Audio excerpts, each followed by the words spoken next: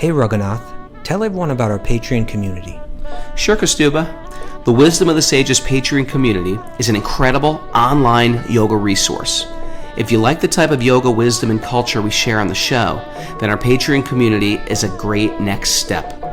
This is a listener-supported podcast, and any level of sponsorship will unlock a wide range of live and archived classes, talks, and even workshops. Raghunath teaches, I teach, and we have a host of other excellent teachers on topics ranging from yoga philosophy, asana classes, storytelling, Ayurveda, kirtan, cooking, meditation, and a lot more. We even have an incredible online bhakti 12-step recovery group. So if you want to check it out, go to patreon.com/wisdom of the sages. All right, let's get it on. Bhagavate Vasudevaya. Om Namo Bhagavate Vasudevaya. Om Namo Bhagavate Vasudevaya.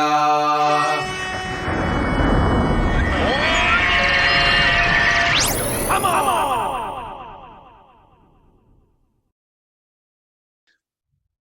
Live from Super Soul Farm, this is Wisdom of the Sages, a daily yoga podcast with your host, Raghunath, and co-host and senior educator at the Bhakti Center, New York, Kastuba Das. Welcome to the show, everybody. Welcome to Friday's study of the Srimad-Bhagavatam. You're live with Crystal and Bhakti Vinod and Miss Mara spinning the dials. What's Crystal up to there? We're having a little Seva weekend this weekend. She just came for the Seva weekend. Reconnecting with the crew. All the way from Michigan? She drove from Michigan. Sometimes people That's get inspired. incredible. She got a little inspired. She drove all the way from Michigan just to work there for the weekend and not get paid. Devotees, it makes no material sense. That's right. Usually if I said, hey, imagine if I called somebody from Michigan, hey, you want to come here and do at least cover manual my labor? expenses. Right? They'd be like, no. No. What do you? Well, what's the pay? What's the pay? No, I'm not doing Don't that. get paid. We cover my Devotees expenses to get there? No. Do you feed, feed do you me? feed us? Will Well, you yeah, feed but me? you got to cook it. You got to cook it. You got to cook for 30 people. Anyway, yeah. Good person. Anyway, how are you doing? Good. Today's Prabhupada's disappearance day here in India. Oh yeah, we did. And of course, it's a big thing in Mayapur. You know, it's a massive thing in Mayapur. More still to come. It's a full day. Event. How are you honoring that? Well, they had thousands of people in Srila Prabhupada's Samadhi, and his tomb is like a cathedral, basically. Yeah. And there are thousands of people there. Different swamis came in, different acharyas came in, spoke. People shared their appreciations. There's kirtan, pushpanjali, offering of flowers.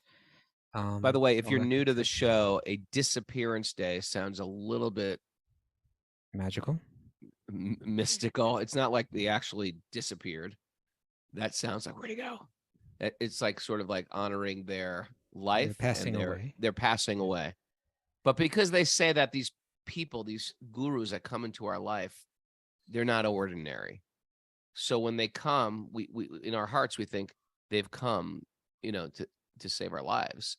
And when when they disappear, we call it, we don't call it like a regular remember life. Them more. Yeah, we don't. It's an opportunity to remember them more, and when you remember them, they're present. You feel their presence. Mm. Their So we don't call it their birthday, because birth also has like mundane connotations, like a dog gave birth to a puppy. We don't call it a birthday. It's an appearance day. The soul has appeared for the benefit of so many people, and then the soul disappears. Sometimes dogs appear for the benefit of people. Are you equating Jagat Guru? No. It's okay. I get it. Okay. I appreciate you today, Kastuba. Yes, I just wanted to throw That's that. something I would say. I know. When you start resorting to my antics, we're in trouble. You're good point. Kastuba was telling me before the show, some old Indian ladies came up to him and said, "Oh, we see Wisdom of the Sages all the time." No. What happened was, I don't want to say old. They're different ages, but they're relatively old, and they're probably not. By the way, elderly. We just dress younger. They're probably younger than us. But they saw me in the temple. I was going around offering my lamp, and they stopped. They were looking at me, And I'm thinking, do I know them? Do I, I may know them from 30 years ago or so. Do I know them? Yeah, They're that's looking at me always like all awkward, excited. too. Because sometimes, I used to serve my guru and they knew me from back then as a brahmachari. I wasn't really taking names so much, and so I'm trying to figure it out. And they're like, oh, we watch Wisdom of the Sages every day. We watch Wisdom of the Sages every day. And did And I'm you looking at say, these, on I'm behalf looking of at these Raghunath, I cultured, apologize? no, well, yeah, I'm looking at these cultured Yeah, they're cultured. Vaishnavis, right? These cultured ladies. And I'm saying, but don't you think we're crazy? I know. I was ready. I'm ready for one of them to just slap me, open hand slap me. That's coming, I'm sure, one of these days. And if I offend anyone out there, I would just want to say right now, I apologize. I get it on that too. Forgive me. You too, Mara. If I've offended you on the show, I know I have. Not yet today. She's not responding, but. All right. Yes. All right. So let's dive into our nugget today, or our announcements. What about announcements? Miss Mary's Mara? announcements.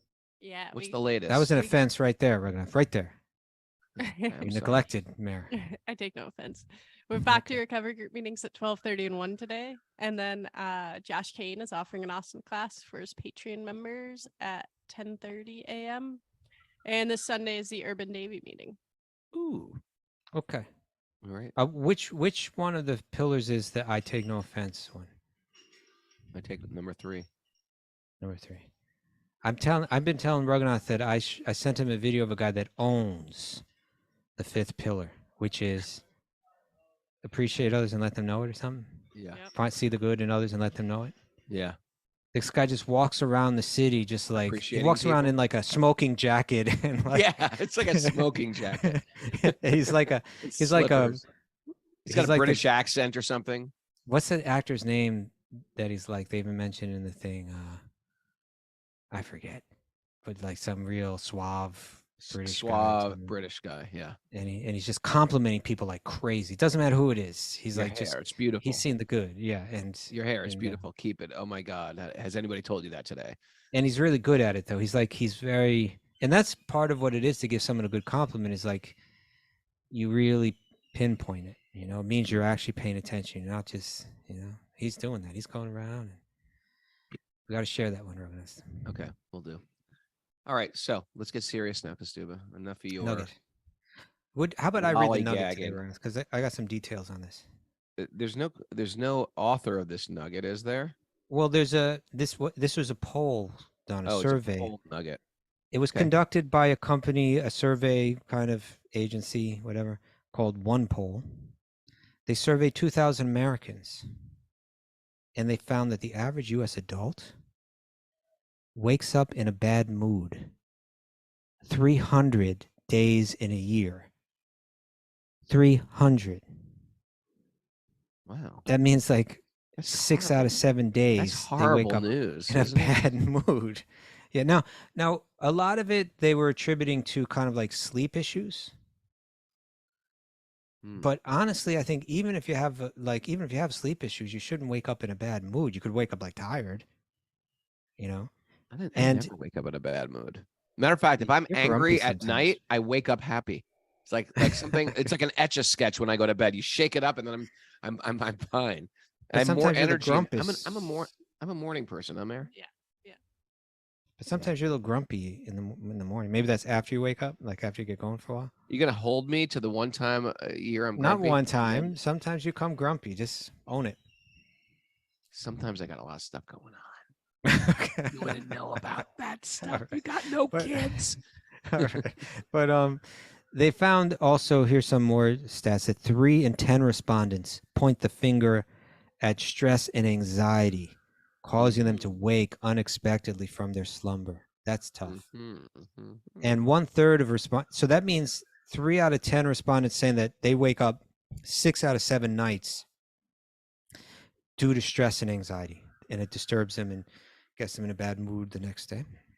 And 1/3 of the respondents also reported negative impacts on their sleep from scrolling through or posting on social media before going to bed. That's interesting. Yeah. But, I get, there's all different things. It's not like people are just looking at crazy kitten videos. It's sometimes they're looking at really problematic things. Political things can really get you disturbed. Definitely. Yeah. natural disasters, It's animal attacking. That can really disturb you.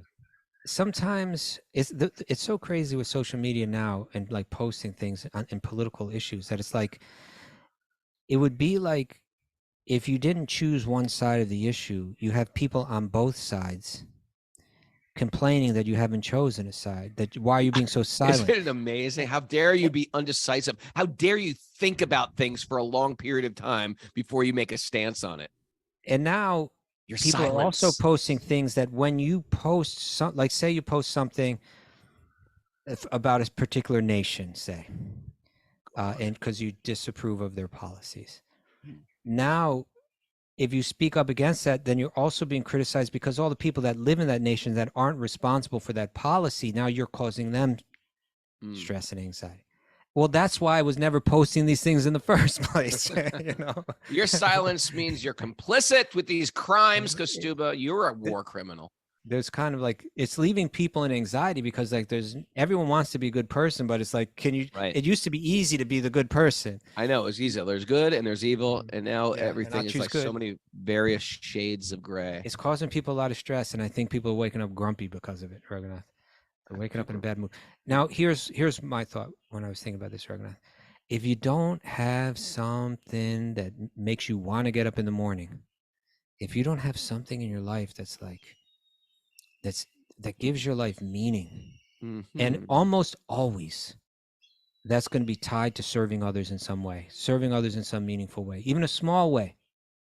But you maybe you're a teacher and you're waking up because you want to share something with the kids in the class, right? Yeah. Maybe you're a parent and you know this is another day where you have an opportunity to care for your kids and instill in them the values that will make them better people. You know, maybe you have a bigger role to play. You know, we read from Martin Luther King Jr. and he was a person that was doing on like, you know, on the macro level. But whatever it is, you know, I think great thinkers have found that really, and it's consistent with our bhakti philosophy, that really life becomes meaningful when it's lived selflessly, when it's really our nature, it's really our programming. It's really how the equation works is that when we're serving others, we actually become happy. When we try to assist others in some way, life becomes meaningful. And without it, even if you got all the stuff that you wanted, it feels very empty, and you wake up 300 days in the year in a bad mood.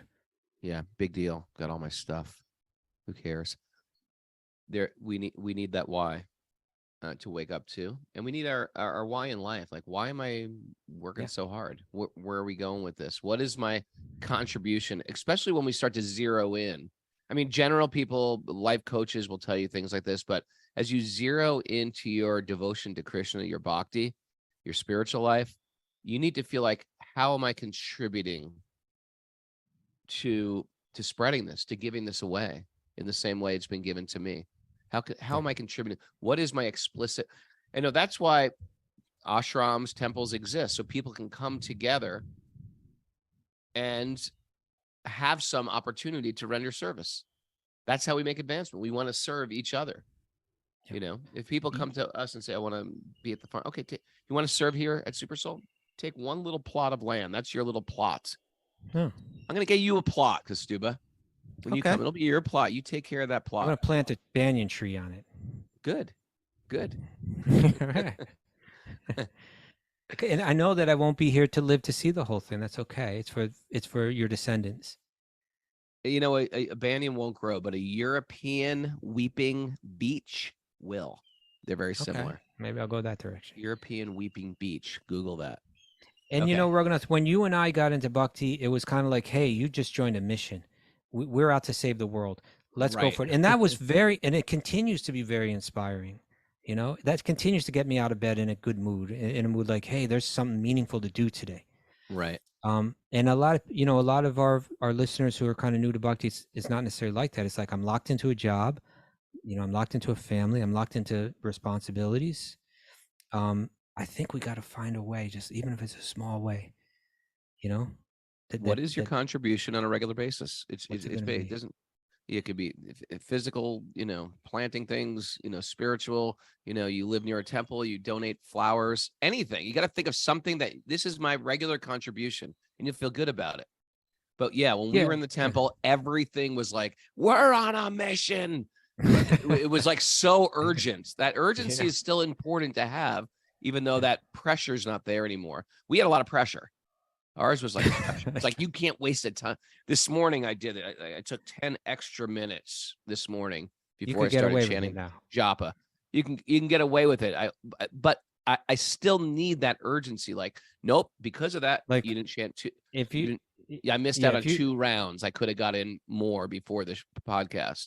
If you're in the ashram and you got up at 4 a.m. for the 4:30 ritual, there was no rolling around in your sleeping bag. There was like, you spent like 15 minutes like scrolling or something. Like, they didn't have scrolling then, but like people would be like, "What are you doing? Are you kidding? You couldn't even just sort of like, how people like to sort of like roll around in bed a little. Take 10 minutes. No, you couldn't do that. It was like you had to get up out of bed as if the place was on fire.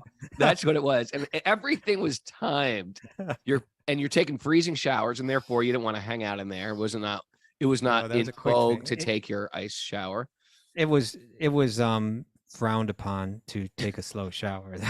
Let's just say it was. There was no. It was funny. Whoever was in charge of the temple where I live, they switched them up. They not switched them up. They unscrewed the handle. If you wanted to take a hot shower, you'd have to go in there with a needle nose pliers to turn that hot water on. There was no hot water coming out of that.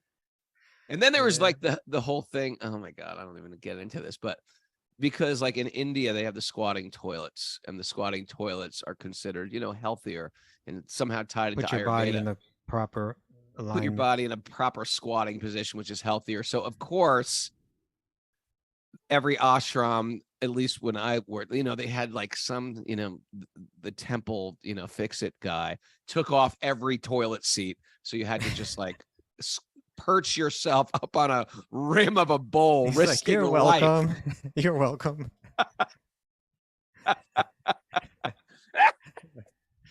Uh-oh. Okay. That's just take time to help me. That's what was getting him up in the morning.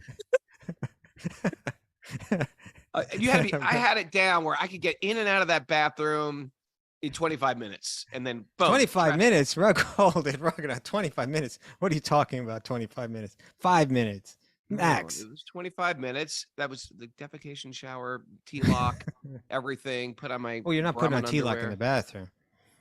No, whatever it was. I was down chanting japa before. No, you could do the whole thing in 10 minutes. Get dressed and be down in the temple room if you need. Were you to be.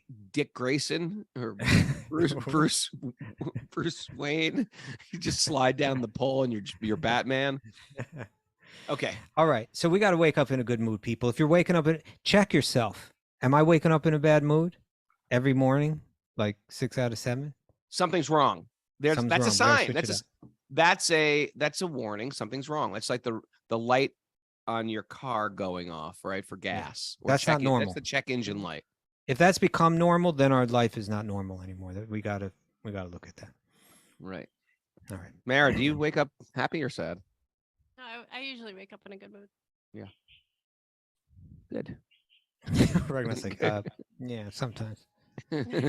Oh, let me be the judge of that. I'm not She's a little sleepy. She's a little sleepy. I'm not grumpy. I'm just sleepy. She's not. She's just a little sleepy. Okay. You would have suffered in that ashram. One of the other dwarves. Not grumpy. Sleepy. All right, let's go. There was a time in the New York ashram where there was like 6 brahmacharis used to come around at 3:30 with that was Krishna Seva. Oh, that was Kirtan. I remember that. They'd have a little Krishna Seva used to come around with a bell. Room to room. Krishna Seva. He was sweet. Was Nigerian? He had a voice like this. It was Krishna Prabhu. Beautiful voice, but like Hare Krishna. And he would be up very early, way early. I remember once I was in the Brooklyn Temple, and you know how there's that big empty room in the middle of all the other rooms? Yeah, it's like a giant, massive hallway. We called it the master bedroom. We call it the Okay. master bedroom because it Because was the boys so would sleep big. there. It 'Cause we means just I don't sleep on the sleep in a floor. bedroom. People are walking through the hallway that I'm sleeping in all the time. This is how I live. And Krishna Seva used to sleep there. I used to And sleep there. well, he used to always sleep there. Okay. And my guru came and saw him sleeping there one day. And I remember he just appreciated it. He said, look at this, like this is what we read about, the simplicity. If you're feeling the bliss of bhakti, I can sleep. All I need is 6 feet of space anywhere. I'll lie down. I'll go to sleep. I'm not Yeah. living to live some kind of, if we're trying to squeeze out all kinds of enjoyment out of sleeping, we're not tasting spiritual excitement of spiritual life. And here's a How can here's I a guy. sleep? Yeah, I want to sleep more cup of this. And How I good, remember Krishna beautiful Seva. sleigh. What are those sleigh beds called? Look at my bed. And he would wake up very early, and then he would come around to every room and ring a bell, and in some sweet way say, Hare Krishna, everybody, good morning, wake up. It's like, how can you wake up in a bad mood when you got the sweetest guy in the world? He's already up and dressed and good to Yeah. go. You're like, okay. Sometimes Krishna people do it Seva, with a little thank bit of an aggro attitude, though. That's Wake another up, thing. Prabhu. You're sleeping. I'm better than you. I'm better than you. I'm up early before you. Yeah, there Krishna was that Seva there wasn't like too. that. There No, was he that was there pure too. sweetness. Okay, ready? All right. Narayanam namaskritya naram chaiva narottamam devim saraswatim vyasam tatojayam mudirayat. Before we start in the Srimad-Bhagavatam, which is our very means of conquest, one should offer respectful obeisances to the Supreme Lord Narayan, and to Narayan Rishi, the supermost human being, to Mother Saraswati, the goddess of learning, and to Srila Vyasadeva, the author. Nasta prayesha badrishu nityam bhagavat sevaya bhagavati uttama shloke bhakti ravati naishtiki. By regular attendance in classes in the Bhagavatam and by rendering service to the pure devotees, all that is troublesome in the heart become eradicated, and loving service to the Supreme Lord, who is praised with transcendental songs, will be established as an irrevocable fact. Om Agyana Tamarandasya Gyananjana Salakaya Chaksurun Midadam Yena Tasmai Shri Gurave Namaha. I was born in the darkness of ignorance. My teachers are opening my eyes with the torchlight of knowledge. I offer my obeisances at their lotus feet. Reading from the Srimad-Bhagavatam, Canto 6, Chapter 10, Text 1. We got a new chapter. And the chapter is entitled The Battle Between the Demigods and Vritrasura. Vritrasura. It's getting real. Yeah. It's always a battle. It's like you can't escape battles. The world's always at war.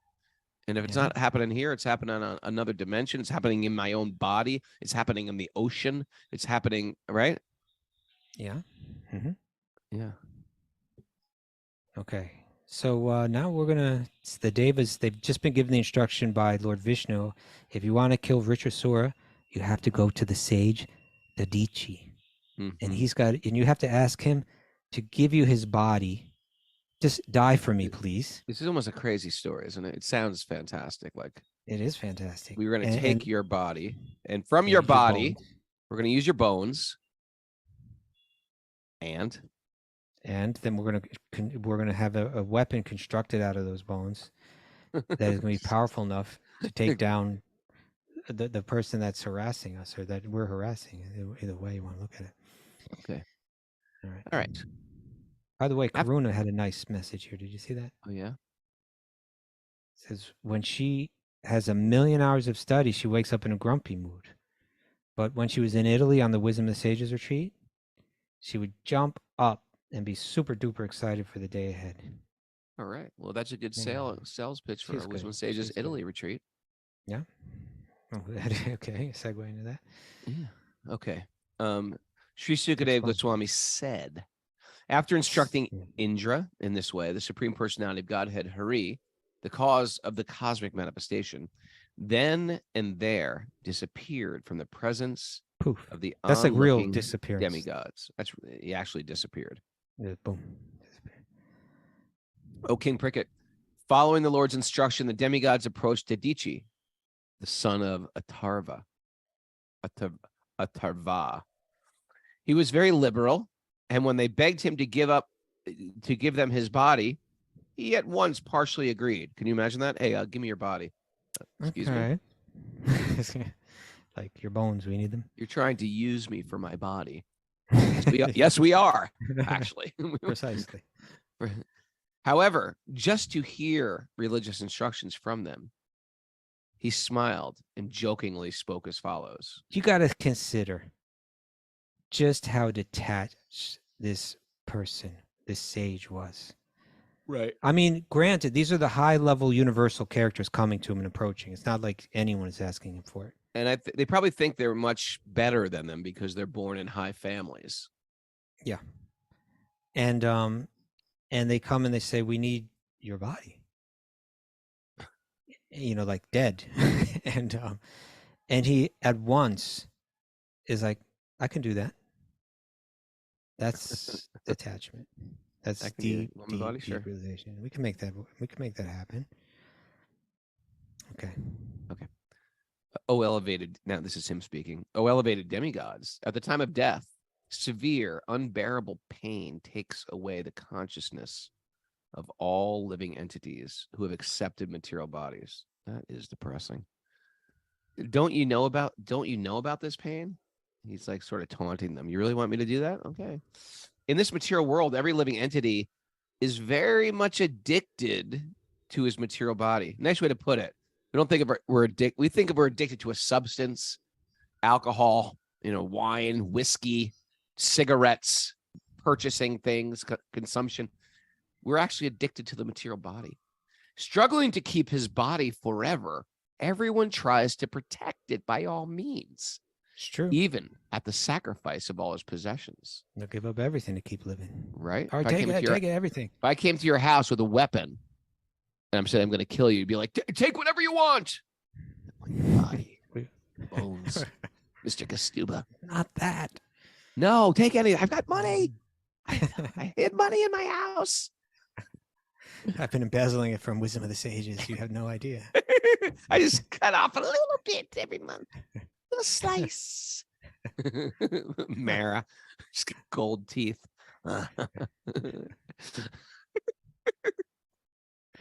Oh, Krishna.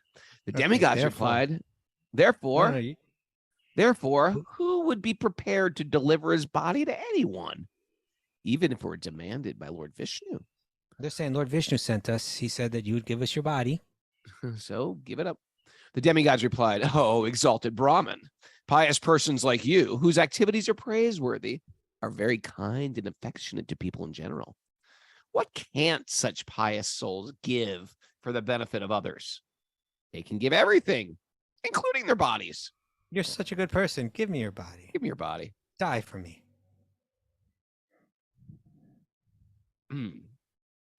Trying to think of a good body song. No, you don't have to. Just keep Bodies. I'm not an animal. Okay. Those who are too self-interested beg something from others, not knowing of others' pain. But if the beggar knew the difficulty of the giver, he would not ask for anything.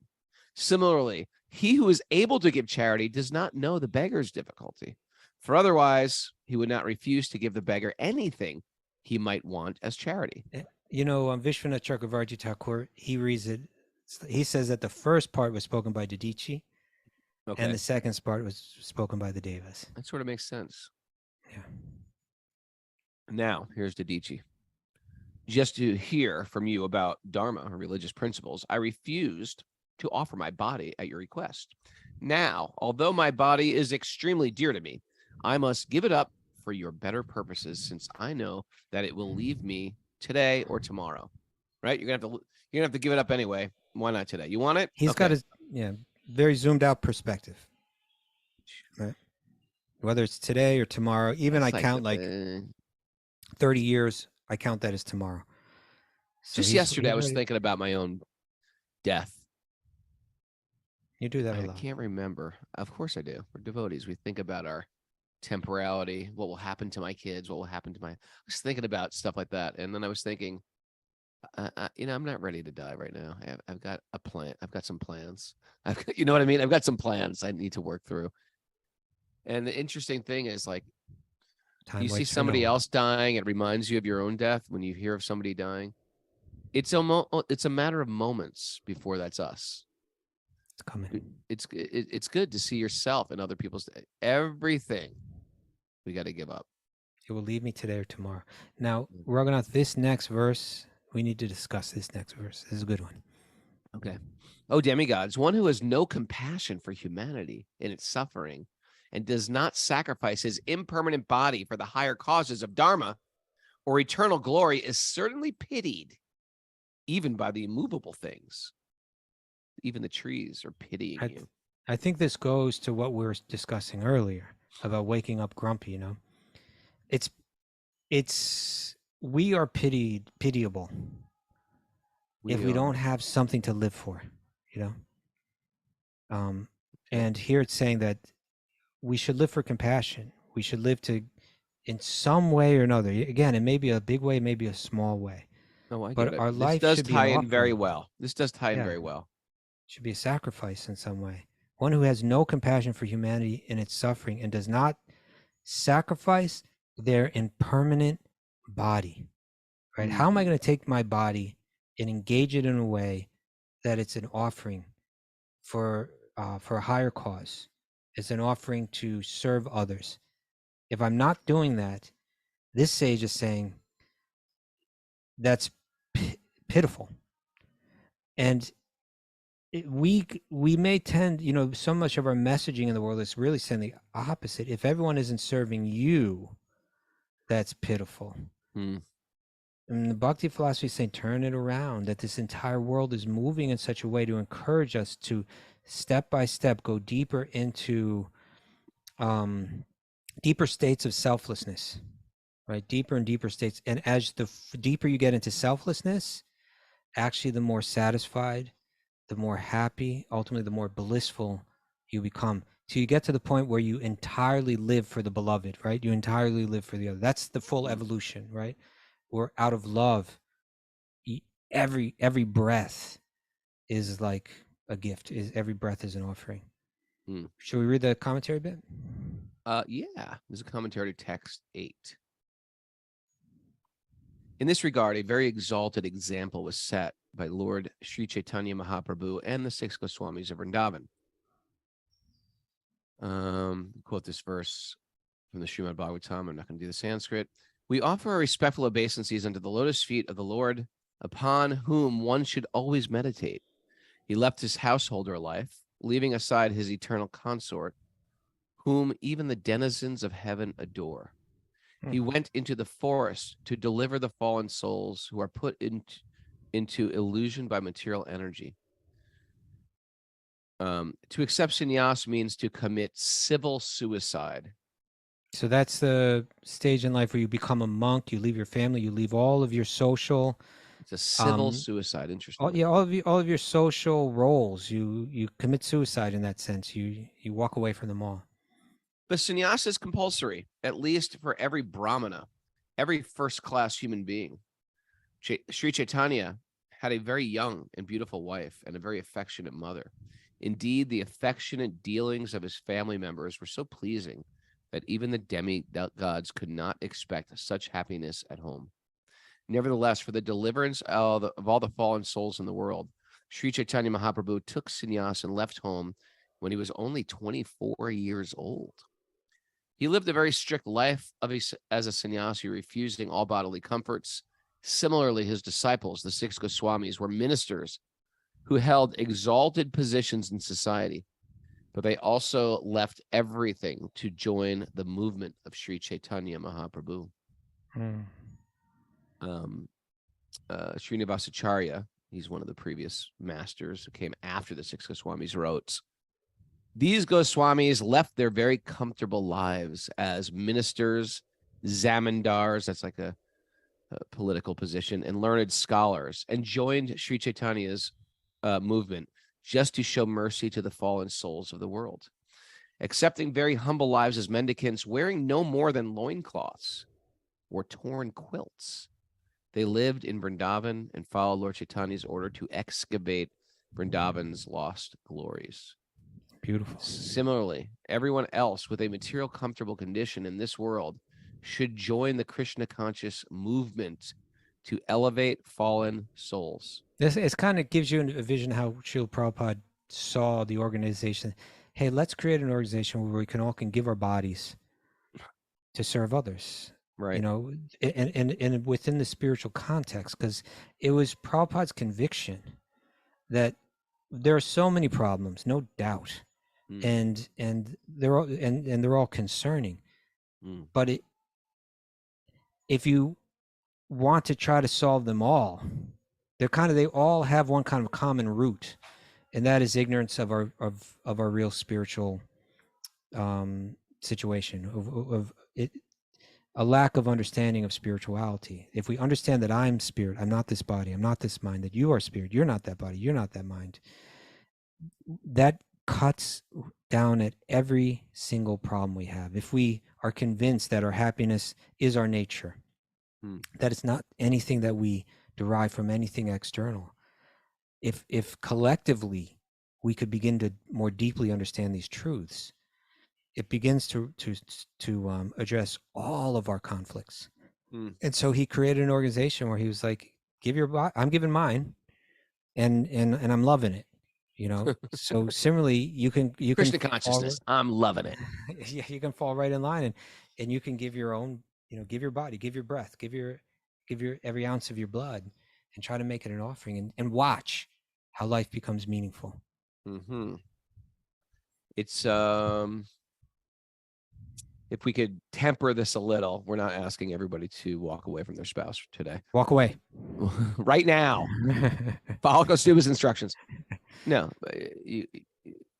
no, I was saying, even if it's in some small way, yeah, take a step in that direction. We need to feel like a contribution is going on. It's important. We need that why I'm waking up in the morning. Okay. Continuing on. This one ends. It says, instead of wasting one's life for temporary bodily comforts, one should always be prepared to give up one's life for a better cause. After all, the body will be destroyed. Therefore, one should sacrifice it for the glory of distributing Dharma throughout the world. And that's what Prabhupada did. You know, I watched a drama today about Prabhupada on the boat suffering heart attacks. You know, when he's saying this isn't just some fluffy guru figure like spouting some lovey-dovey. He lived it. He got alone. He got on a boat, traveled across the earth with zero money. Pretty bold. Yeah, and you know, lived in the Bowery, and you know, struggled with, you know, just getting by for years before he was even recognized. You know, just to go to New York is tough. We'll just speak. A lot of people have problems just going to New York. Just go to New York. We'll just speak of New York without money.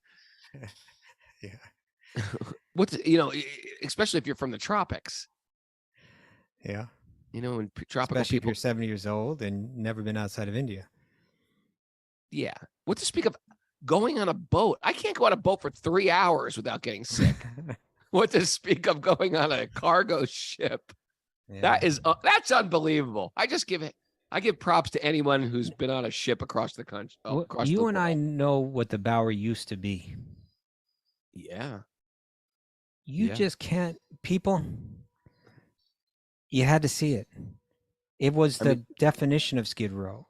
People complain about New York right now. It would, and got no idea. For good reason. New York's become pretty screwed up. It was bad. It was really bad. The Bowery. I can't imagine an old man living on that, around there, not understanding the culture. If you walk down the sidewalk in the Bowery, what it was just, as far as the eye could see, people, you know, then we called them bums, right? Can't say bums. We don't say that anymore, but it was like drunkards. Yeah. Vomiting, collapsing, lying down, sleeping, unconscious on the sidewalk, urine, vomit. I'm not exaggerating. Just block after block after block. Right. You know, and of course it was crime ridden.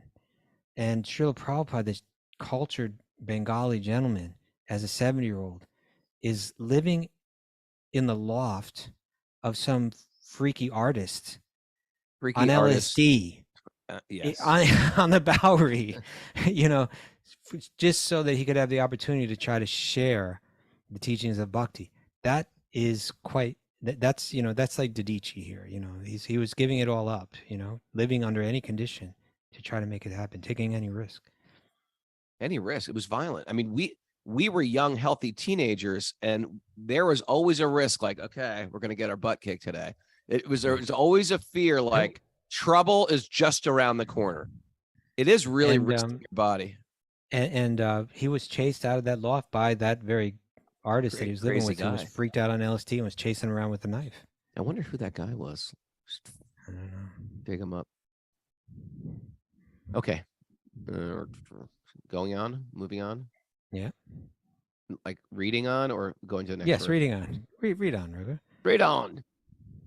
Okay. Similarly, everyone else with a materially comfortable condition in this material Hold on, where are world. you?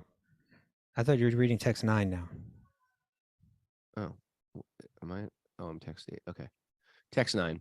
If one is unhappy to see the distress of other living beings and happy to see their happiness, his dharma or his religious principles are appreciated as imperishable by exalted persons who are considered pious and benevolent. So many. The Bhagavatam is repeatedly giving us the mindset, giving us the disposition, right? Just in these 2 verses, we should be thinking, how can my body be used for others? Not how can I be sucking, how can I exploit the bodies of others for the pleasure of my body? No, I should be thinking, how does this body, like when we go like this, when you have the folded palms, that in a way that's saying, here, my hands are for you, like, let me make an offering of this. The light in me sees the light in you, Kastuba, and loves you. And then this verse is saying, if we're not healthy, if we're not happy to see others happy, and if we're not in some sense feeling distress or unhappy when we see others are in distress, if we're not there, we haven't really become attuned to God or to nature, or we're kind of warped. And we need to work on this if we're going to go deeply. You can't be spiritual without addressing this kind of stuff. You can't just adopt the externals and try to pose as a spiritual person if you're not going to dig into this and really address our shortcomings on this level. Right. And here's a big clue right here. If you're unhappy to see other people's distress, if you ever see somebody's distress, anyone. Sometimes you see someone's distress and you're like, yeah, he deserves that. It's about time that happened to him, or happy to see their happiness. When someone's happy, you're like, who do they think? I become envious of other people's happiness. That's a bad sign. That's a red flag. If I should be unhappy, this is the calibrated, healthy, dharmic mind being explained here. Someone's in distress, you feel distress. Someone's happy, you feel happy for them. Oh, you got the promotion. You got the raise. You're in love. He chose you. That's great. I'm happy for you. That's hard to do. Otherwise, if I'm not happy for someone's happiness, or if I'm not sad for their distress, a red flag should go up. Like my train is off track here. Now here comes the next thing. It's similar to the previous one. How we should conceive of our body. Next verse. Text 10. This is a bit heavy one, but go ahead. All right. Love it. I love when Kostuba warns me. This body, which is eatable by jackals and dogs after death. This is going to happen. Yep. Never thought about that. Well, I mean, probably not to most of us, but that's in a natural. Well, if you were just to die in the forest, a jackal would come over and just take a bite of your arm. Gnawing it. Your body. Yeah. No. Yes. No, but what does, if they bury it, what happens is it's like worms and stuff eat it eventually, Or it gets dug up by a jackal. I don't know if they do that in the common American graveyard, but it's because they maybe cover it throw with a body poison. in the earth. They cover it with poison first. Well, it's in a hard box to break into too. Yeah. Okay. This body, which is eatable by jackals and dogs after death, does not actually do any good for me, the spirit soul. It is usable only for a short time and may perish at any moment. Nice way to look at it. Your body may perish at any moment, Kostuba. The body and its possessions, its riches, and its relatives must all be engaged for the benefit of others, or else they will be the source of tribulation and misery. This is a great verse. Pamper yourself. I'm going to read this. Self-care, self-love. Go into the spa and do this and do that, or get all jacked up, get sexy. So that you can basically exploit the bodies of others for your own material enjoyment. They're saying that's not what this material body is meant for. Right, let me read that again. I'm going to read this again, buddy. All right. This body, which is eatable by jackals and dogs after death, does not actually do any good for me, the spirit soul. It is usable only for a short time and may perish at any moment. The body and its possessions, its riches, and its relatives must all be engaged for the benefit of others, or else all those things, the possessions, the riches, the relatives, they're just going to be a source of tribulation and misery. Hear the words. I mean, imagine seeing a drama of this, like the sage says, okay, so take me. And then he just dies. How did he die? Could he just do it? Let's find out. Disappeared. Dadhichi Muni. Sukadeva Goswami said, Dadhichi Muni, the son of Tarva, thus resolved to give his body to the service of the demigods. He placed himself, the spirit soul, at the lotus feet of the Supreme Personality of Godhead, and in this way gave up his gross material body made up of 5 elements. How did he do it? Sounds like he did it through meditation. Yeah, Let's just purport. See if there's anything here. as indicated in the word. Dhritarashtra analytically divided his gross material body into the 5 different elements of which it was made: earth, water, fire, air, and ether, and distributed them to the different reservoirs of these elements. In other words, he merged these 5 elements into the original Mahatattva. By identifying his material conception of life, he gradually separated his spirit soul from the material connections and placed himself at the lotus feet of the Supreme Personality of Godhead. The example given in this connection is that when an earthen pot is broke, a small portion of the sky within the pot is united with the large sky outside the pot. Mayavadi philosophers misunderstand this description of Srimad-Bhagavatam. Therefore, Sri Ramanuja Swami, in his book Vedanta Tattvasara, has described that this merging of the soul means that after separating himself from the material body made of 8 elements, earth, water, fire, air, ether, false ego, mind, and intelligence, the individual soul engages himself in devotional service to the Supreme Personality of Godhead in its eternal form. Okay, so it sounds like he's saying that Dadhichi, as a yogi, was able in his meditation to place himself at the feet of Krishna, and through yogic prowess separate the elements of his body until it just dropped dead. Yeah, that's the real yoga pose. I want to see you guys perform. Okay, Lori Pag, that's the yoga pose you're going to do. You're going to sit there and you're going to not Supta Baddha Kormasana. I want to see you blow that body up in flames. Boom. She did it. Yeah. What a way to leave, huh? You're meditating on Lord Krishna and all of a sudden, whoa. It's pretty amazing. One more verse. One more verse. Okay. Text 12. After you learn handstands, we're going to learn to light ourselves on fire with our mind. I'm doing a workshop on it. We're gonna you're milking this one. Okay. An inversion workshop, and then I'm going to do one on self-immolation. Dadhichi Muni controlled his senses, life force, mind, and intelligence, and became absorbed in trance. I'm explaining it. I am. Thus, he cut all material bonds. He could not perceive how his material body became separated from his self. Okay, that's how he did it. The The demigods must have been like, whoa, imagine how they feel. Like, we asked him to give up his body. He just gave up his body. He agreed to do it immediately. And then he just went into yoga, and then poof, he was gone. It was a small discussion, and then he just did it. He didn't like fight it. No. He didn't say, give me a couple weeks. He did like, I got some goodbyes to say to people. I'm working on a journal. I'm working on a blog right now. I just need to move some money around.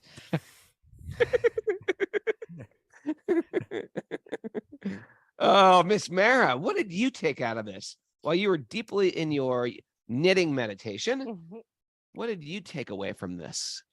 It's our nature to live selflessly. Okay. You lost touch with that nature, but yeah. Yeah, we've lost touch with it. That's it. Meaning comes from serving others. Yep. Mm-hmm. You need your why to wake up in a good mood. You need your why that'll make you cry, Kastuba. All right. All right. Okay. Zero in on devotion to Krishna and your contribution. I've only seen you cry once. You saw me cry? Yeah, I saw you cry. What was I crying about? Iandra died. When Iandra left his body, you cried. And I took note. I was like, he's crying. He was crying. I thought he had no emotions. I thought he had no emotions. He's crying. If you're waking up in a bad mood most days, it's not normal. That's not normal. It's not normal. We're spiritual, blissful beings. That's our default. That's normal. Yeah. That's We're our standard Now I hate myself operating. even more. Okay. Go ahead, Mary. We're missing the excitement of spiritual life if we're trying to squeeze enjoyment out of sleep. Yeah. Sweet.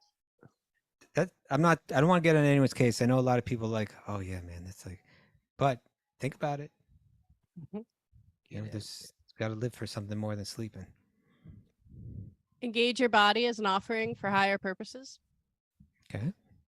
You know, that real Maya is when like you've had a dream and you're like, I got to go back to bed. I got to get back in that dream. I want to go back into illusion again. Excuse me.